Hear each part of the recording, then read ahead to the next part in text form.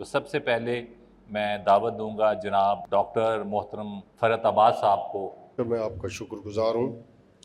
بہت اچھا موضوع ہے، اور بڑھتی ہوئی آبادی اور کم ہوتے وسائل۔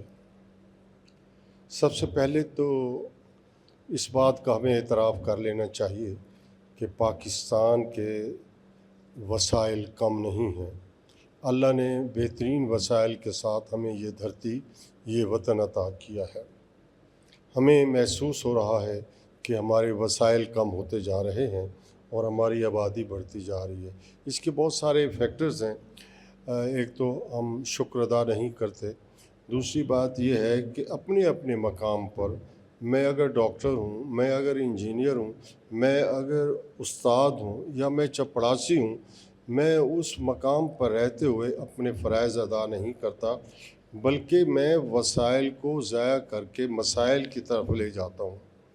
دوسری بات یہ ہے کہ میں نے اپنے کام کی طرف تو توجہ کیا دینی، میں اپنی ذات میں رہتے ہوئے اپنے ارد گرد اپنے بچوں کو، اپنے بہن بھائیوں کو، اپنے خاندان کو، اپنے محلے کو نہیں دیکھتا، تاکہ میں ان کو دیکھتے ہوئے ان میں کوئی اصلاح کا پہلو ہو، کوئی تجاویز کا پہلو ہو، وہ میں اس کو بالکل رد کرتا ہوں۔ میں صرف اپنی میں ہوں۔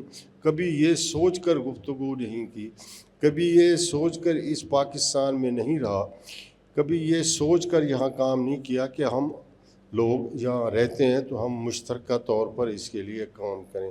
ضرورت اس امر کی ہے کہ ہم بڑھتی ہوئی آبادی کے ساتھ انہی وسائل میں رہتے ہوئے اجتماعی شعور کو فروغ دیں، اور اس کے ساتھ ہم یہ کریں کہ ہماری جو نئی نسل بیدار ہو رہی ہے، پروان چڑھ رہی ہے، اس کو ایسی تربیت کریں، ایسے گھر بنائیں، ایسے مقامات پر جا کر جہاں ضرورت ہے وہاں نئی بستیاں آباد کریں، جیسے حضور پاک صلی اللہ علیہ وسلم نے کہا، اور ایسے ہم وسائل پیدا کرنے کی کوشش کریں جس سے ہمارے وسائل اور بڑھتے رہیں۔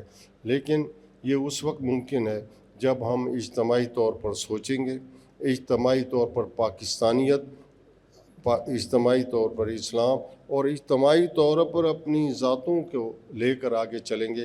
پھر میں سمجھتا ہوں کہ ہم اس پر افرید پر قابو بھی پا سکیں گے، اور ہمارا پاکستان ترقی کرتا ہوا ایک معاشرہ لے کر آگے چلے گا۔